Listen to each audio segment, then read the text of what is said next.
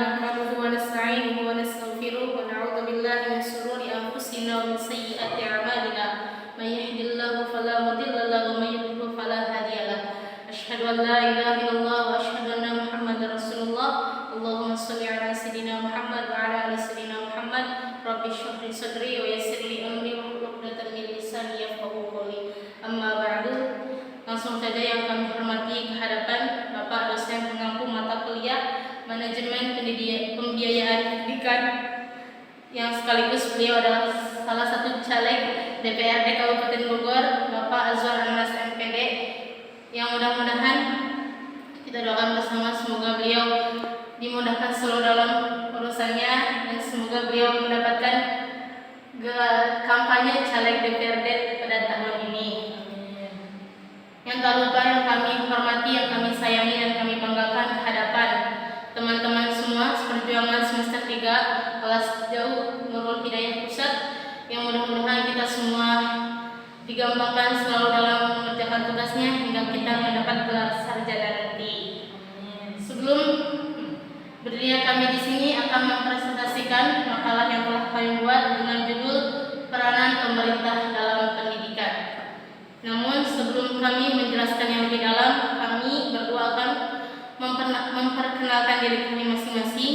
Saya Halimah Sadia sebagai moderator sekaligus pemateri kedua, dan di sebelah kanan saya Berada sebagai materi pertama dan kesimpulan.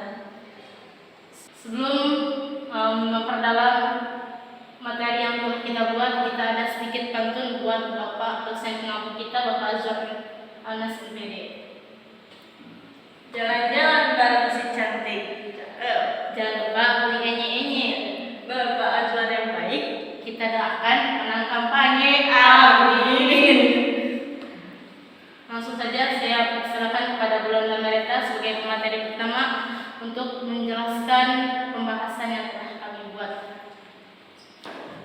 Ya, di sini saya sebagai materi pertama yang insya Allah akan membahas konsep pemerintahan dalam pendidikan yang pertama, dan yang kedua yaitu konsep pemerintahan dalam pendidikan, fungsi pemerintahan dalam pendidikan.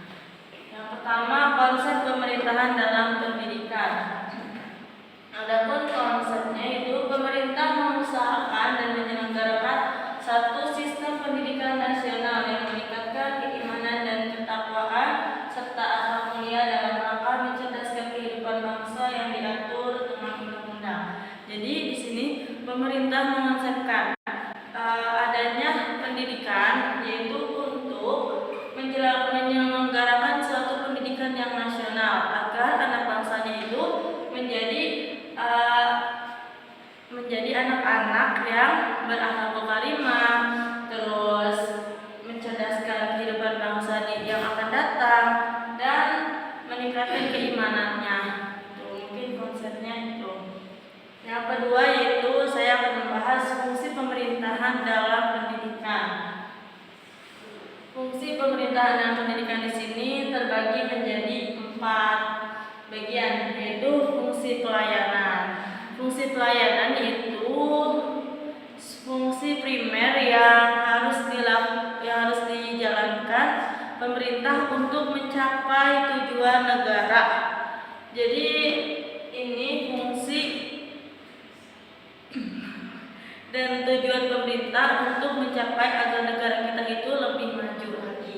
Dan yang kedua yaitu fungsi pengaturan. Jadi pemerintah itu harus mengatur bagaimana pendidikan yang ada di Indonesia itu. Yang ketiga itu fungsi pembangunan.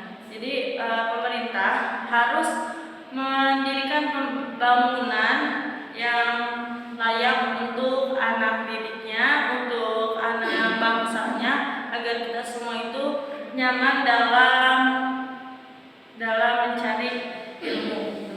Yang keempat itu fungsi pembiayaan. Jadi pemerintah wajib untuk memfasilitasi pembiayaan untuk anak-anak bangsanya yang baik, yang sudah mampu apalagi yang kurang mampu. Itu pemerintah harus menjamin dalam pembiayaannya. Mungkin dari ketiga dan keempat keempat yaitu yang insya Allah akan dibahas oleh pemateri kedua itu Teh Halimatus Sa'diyah. Padanya saya persilakan.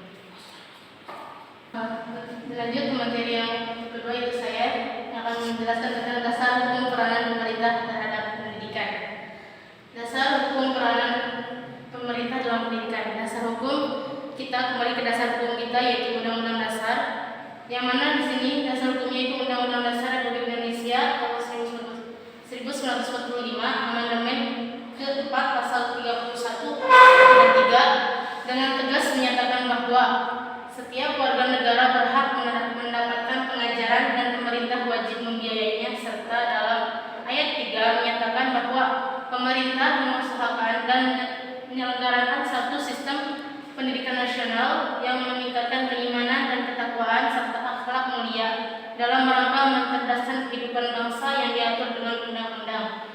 Jadi dasar hukum pemerintahan dalam pendidikan yaitu Undang-Undang Dasar pasal ke-31 ayat 1 yang menegaskan bahwa setiap warga negara berhak mendapatkan pengajaran dan pemerintah itu wajib membiayainya. Selanjutnya itu strategi pengelolaan pemerintah terhadap pendidikan. Berdasarkan GBHN 1993 ditetapkan 4 strategi dasar pendidikan nasional untuk 5 tahun berikutnya, yaitu apa saja pengelolaannya. Yang pertama yaitu pemerataan kesempatan.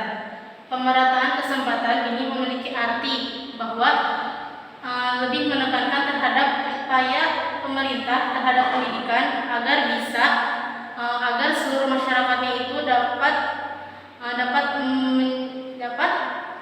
memperoleh pendidikan tanpa membedakan satu sama lain. Jadi mereka itu berhak mendapatkan hak yang sama dalam pendidikannya.